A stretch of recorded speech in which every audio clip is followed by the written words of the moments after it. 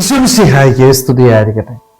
വിശുദ്ധ ലൂക്കാ അറിയിച്ച സുവിശേഷം 22-ാം അധ്യായം 28-ാം വാക്യം. എന്റെ പരീക്ഷകളിൽ എന്നോടുകൂടി നിരന്തരം ഉണ്ടായിരുന്നവരാണ് നിങ്ങൾ. ഈശോ ഒത്തിരിയേറെ സന്തോഷത്തോടുകൂടി ശിഷ്യന്മാരോട് പറയുന്ന കാര്യങ്ങളല്ലേ, എൻ്റെ പരീക്ഷകളിൽ നിങ്ങൾ എപ്പോഴും എൻ്റെ കൂടെ ഉണ്ടായിരുന്നു. സ്നേഹമുള്ളവരെ, ഇത് നമ്മുടെയൊക്കെ ജീവിതത്തിൽ നമുക്കും കിട്ടാനായിട്ട് നമ്മൾ ആഗ്രഹിക്കുന്നുണ്ടല്ലേ.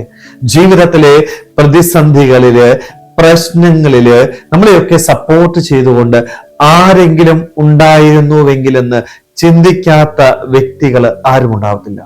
പലപ്പോഴും പല പ്രതിസന്ധികളും പ്രശ്നങ്ങളും ഉണ്ടാകുമ്പോൾ കൂടെ നിൽക്കുന്നവർ പോലും നമ്മളെ തള്ളിപ്പറഞ്ഞ് ഒറ്റപ്പെടുത്തി കടന്നുപോയ നിമിഷങ്ങൾ നമ്മുടെ ജീവിതത്തിൽ നമ്മൾ അനുഭവിച്ചിട്ടുണ്ട് അല്ലെ. പലപ്പോഴും കരഞ്ഞ് തീർന്ന ദിനങ്ങളുണ്ടായിരിക്കാം.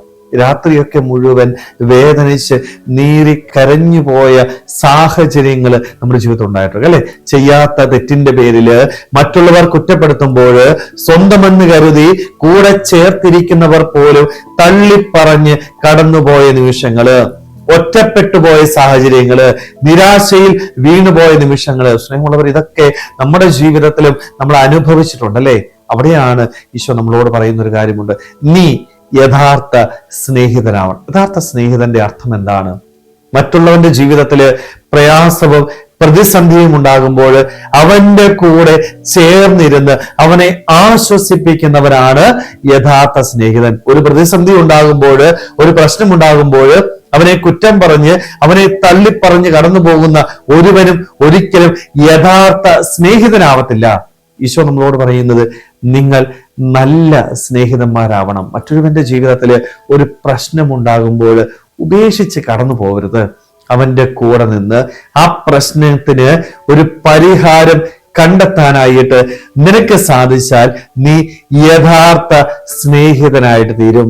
അവന്റെ പ്രയാസങ്ങളിൽ അവനെ ആശ്വസിപ്പിക്കാനായിട്ട് പറ്റണം. മറ്റൊരുവൻ വേദനിക്കുന്നത് കാണുമ്പോൾ ചിരിച്ച് കടന്നു പോകേണ്ടവരല്ല, മുഖം തിരിച്ച് കടന്നു പോകേണ്ടവരല്ല നമ്മൾ, മറിച്ച് അവന്റെ വേദനയിൽ അവന്റെ ഒപ്പമായിരുന്നു അവനെ ആശ്വസിപ്പിക്കാൻ. കാരണം മറ്റുള്ളവരിൽ ദൈവത്തെ കാണാനായിട്ട് യഥാർത്ഥ ക്രൈസ്തവൻ അതാണ്. വേദനിക്കുന്നവനിൽ ദൈവത്തെ കണ്ട് അവനെ ആശ്വസിപ്പിക്കുമ്പോഴാണ് സ്നേഹമുള്ളവരെ നമ്മളൊക്കെ യഥാർത്ഥ ക്രൈസ്തവരായിട്ട് മാറുന്നത്. നമ്മുടെ ജീവിതത്തിൽ നമ്മളൊന്ന് ചിന്തിച്ചാൽ നമുക്ക് ലഭിച്ച അനുഭവമുണ്ട് അല്ലെ. വേദനയുടെ അനുഭവങ്ങള്, ഒറ്റപ്പെടലിന്റെ അനുഭവങ്ങള്, നിരാശയുടെ അനുഭവങ്ങള്. ആ അനുഭവങ്ങളെ ഓർത്ത് ഒത്തിരിയേറെ നീറി കരഞ്ഞിട്ടുണ്ട് നമ്മള്. അതുകൊണ്ട് നമ്മളൊരു തീരുമാനമെടുക്കണം.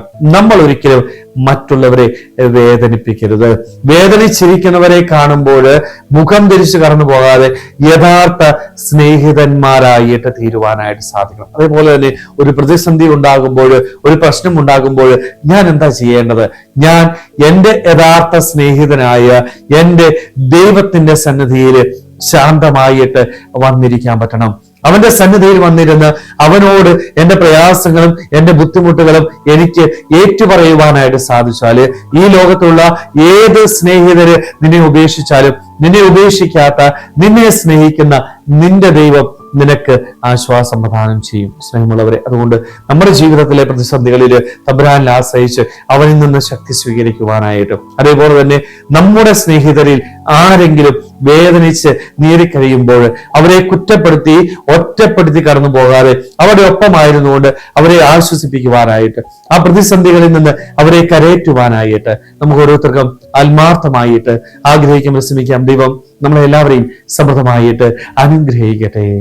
ആമേൻ.